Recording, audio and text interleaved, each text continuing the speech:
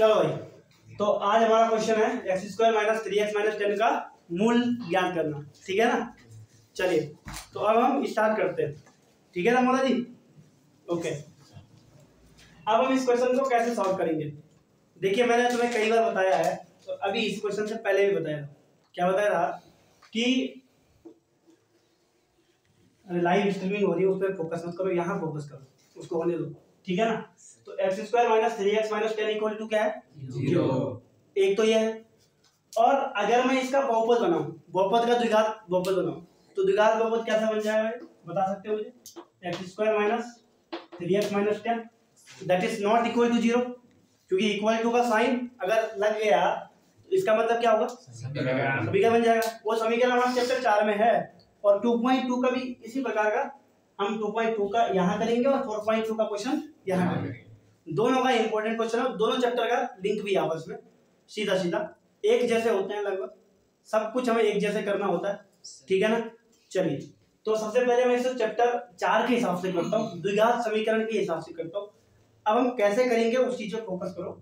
देखो सबसे पहली बात है, मैं एक बार इसको सेम टू सेम नीचे उतार देता हूँ। X square minus 3x minus 10 equal to 0। अब मैंने तुम्हें बोला एक काम करिए, बड़ा शानदार तरीके से ये वाला लास्ट वाला टर्म है कि नहीं, विदाउट एक्स वाला टर्म और पहला टर्म, इसका आपस में क्या करिए? मल्टीपल करिए। मल्टीपल करेंगे तो मेरे हिसाब से तो इतना बनना चाहिए 10x स्क्वायर। देखिए ये माइनस का है, ये प्लस का है, ध्यान से देखिए विद साइन, अलजेब्रा कहती है विद साइन। ठीक है ना। तो ये माइनस का, ये प्लस का है, तो माइनस का बनना चाहिए, है कि नहीं। अब मैं इसको ब्रेक करता हूं। देखिए मुझे ब्रेक इस प्रकार से करना है कि अगर मैं इन दोनों को यहां पर जो फैक्टर लूंगा, इसका जो मैं फैक्टर बनाऊंगा, दो फैक्टर लीनियर फैक्टर है ना, उन दोनों का अगर मैं सब्ट्रैक्शन या ऐड करूंगा तो किस तरीके से बनेगा? -3x बनना चाहिए। तो ऐसा कुछ है हमारे पास। हाँ पता कौन सा है? 5x और 3x, 2x ये हमारे पास बन गया। देखिए ये प्लस का है, ये माइनस का है, हमें नहीं पता भी क्या करना है। हम बिल्कुल जो हमारे लिए हो रहा होगा हम क्वेश्चन के अनुसार करेंगे, जो हमें चाहिए उस हिसाब से। माइनस कहाँ रखना है, यहाँ रखना है, यहाँ रखना, वो मैं बताता हूँ आपको। लेकिन मुझे एक चीज बताइए, इन दोनों का जब हमने गुणा करा तो क्या बना? माइनस का 10x स्क्वायर। अगर मैं इन दोनों का क्या करूं? ऐड, तो क्या बनना चाहिए? माइनस का 3x। अरे ऐड करना है, अब ऐड करूंगा लेकिन साइन कहाँ लगाऊंगा मैं? माइनस का यहाँ लगाना, यहाँ लगाना, क्योंकि हमें माइनस का 3x चाहिए। तो हमेशा अगर हम ऐड करते हैं और साइन अगर बड़े का ही लेते हैं ना, हमेशा लेते नहीं लेते हैं, तो लेंगे तो यहाँ पर कितना लगाऊंगा? साइन माइनस का लगाऊं, नहीं लगाऊं? ठीक, मैंने लगा दिया। अब कुछ नहीं करना हमें मात्र 3x की जगह क्या लिख देना? इसके फॉर्म में लिख देना। अब कैसे लिखेंगे? देखिए ये x स्क्वायर हो जाएगा, माइनस का 3x हो जाएगा, अब 3x तो जाएगा। अब क्या लिखूंगा यहाँ पे बताओ? माइनस का 5x और प्लस का 2x और माइनस का 10 इक्वल टू 0। इसको थोड़ा सा साइड रखिए, ठीक है ना। ये बन गया। अब तुम कुछ मत करिए, इन दोनों को देखिए, इन दोनों में से कुछ कॉमन आ रहा होगा। आ रहा है? क्या निकालो कॉमन? x माइनस बचेगा ना। x बाहर निकाल दिया, यहाँ पे 2x था तो एक बाहर निकाल दिया, एक यहीं पर रहेगा। 5x है, 5x है और 5 तो यहाँ पर रखो, x बाहर आगे क्लियर हो गया नहीं? इस दो टर्म से तो ये हो गया। प्लस अब यहाँ से क्या कॉमन निकालूं? 2। अगर 2 निकालूंगा तो सेम बन जाएगा, सेम बनना जरूरी है, याद रखना। तो मैंने कितना बाहर निकाला? x माइनस कितना हुआ? इक्वल टू कितना बचा? 0 सर, कितना हुआ? 0। अब यहां से पहला फैक्टर जो बनेगा वो क्या बनेगा? x प्लस 2, है कि नहीं? दूसरा जो फैक्टर बनेगा वो बनेगा x माइनस बराबर कितना? 0। देखिए ये हुआ क्या हुआ? ये लीनियर फैक्टर में हमने किसी द्विघात समीकरण को लिख दिया, इसे तो कहते हैं गुणनखंड, यही तो गुणनखंड, ठीक है ना। बस अब क्या है देखो, अब दो चीजों का प्रोडक्ट 0 है, दो चीजों का प्रोडक्ट 0 है, तो ये बात कंफर्म है। 3 केस बनेंगे, ये बात ध्यान रखना। a डॉट b बराबर 0 है तो 3 केस बनते हैं हमेशा। कितने केस बनते हैं? 3। पहला केस क्या बनेगा? या तो a 0 होगा और b नॉन 0 होगा, मतलब बी की जगह मैं 0 ले लूंगा, 2 3 5 6 कुछ भी नंबर ले लो और ए को 0 ले लो, तो उन दोनों का प्रोडक्ट 0 आएगा नहीं आएगा? आएगा ना। पहली चीज। दूसरी बात ध्यान से देखिए, अगर ए नॉन जीरो है और बी भी क्या हो जाए 0, ए को कुछ नॉन जीरो नंबर ले लो, कुछ भी ले लो, 5 6 7 जो तुम्हारे पास जितने नंबर तो मतलब बहुत ज्यादा है ना, कुछ भी ले लो, बी को 0 ले लो, फिर भी इन दोनों का प्रोडक्ट क्या हो जाएगा? 0 होगा नहीं होगा? इसके बाद हमें कुछ नहीं करना। देखिए ए डॉट बी बराबर क्या हो जाएगा? 0। कब होगा? जब ए भी 0 होगा और बी भी 0 होगा। अरे है कि नहीं? चलिए इससे पहले मैं एक केस और बताता हूँ। माना मैं ए को भी नॉन जीरो लेता, बी को भी नॉन जीरो लेता, मतलब मैंने लिया एक ए बराबर ले लिया 2 और बी बराबर ले लिया -3, क्या कभी इनका प्रोडक्ट 0 आ सकता है? No sir. दो नॉन जीरो का अगर हम प्रोडक्ट करें, क्या कभी 0 आ सकता है? नो सर, पॉसिबल ही नहीं है। ठीक है ना। तो हमारे पास लास्ट केस यही बचता है कि या तो ए 0 होगा और हो सकता है बी भी क्या हो जाए? 0। तो हम यहाँ लास्ट वाला केस का काम यूज करते हैं। तो मैं पहले इसको 0 रखूंगा क्योंकि दो चीज का प्रोडक्ट 0 है ना। एक्स कुछ देखो, एक्स तो कोई नंबर तो होगा ना, एक्स जिसको हम निकालना चाह रहे हैं, है कि नहीं? Yes sir. तो देखिए x प्लस 2 बराबर कितना हो जाएगा? 0। x इक्वल टू कितना आ जाएगा?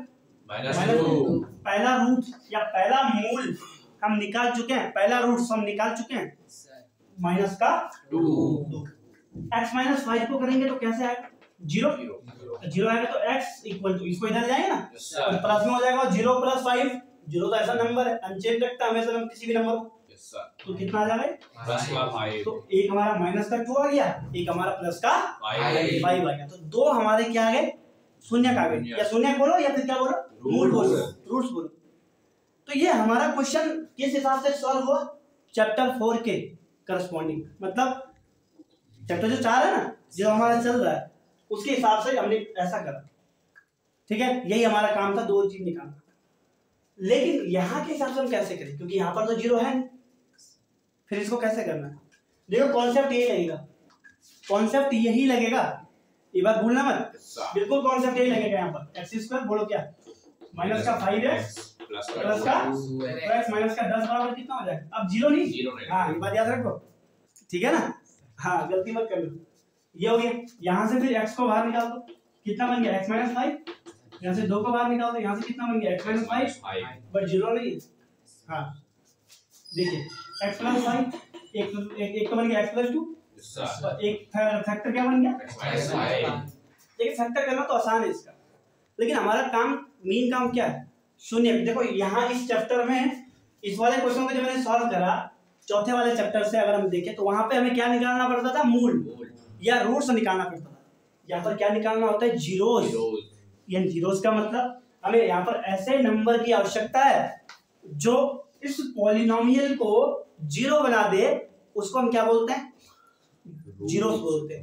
मतलब देखो मैं पॉलिनोमियल को कैसे लिखता हूँ? px के फॉर्म में लिखता हूँ। किसी भी पॉलिनोमियल को x की वेरिएबल, x की जगह y रखो, t रखो, 26 लेटर में से जो तुम्हें मर्जी वो रखो, ठीक है ना। तो px बराबर कितना आ जाएगा? बोलो, px है ना हमारा पॉलिनोमियल, कुछ है माना px, है ना। अब देखो हमें एक, मान ले एक अल्फा एक नंबर है जो मैंने x की जगह रखा, कहां पे रखा?